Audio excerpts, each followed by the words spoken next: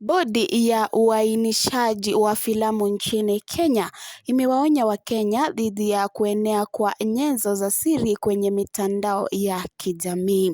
Hapo aliongeza akisema kuwa atakayepatikana na makosa kama hayo itambidi kutoa faini ya shilingi 200,000 ama kukaa kwa jela ama kufungwa jela kwa miaka 2 ama zote pamoja.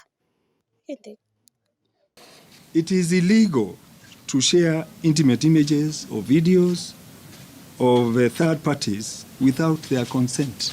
We also urge social media operators, online distributors, and exhibitors to enforce their community guidelines strictly to avoid misuse of their platforms.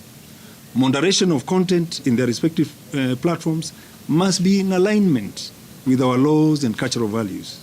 Going forward, it is important to note that the board shall continue to monitor and flag offensive and disturbing audiovisual content and report the same to relevant government agencies and platform operators for appropriate action.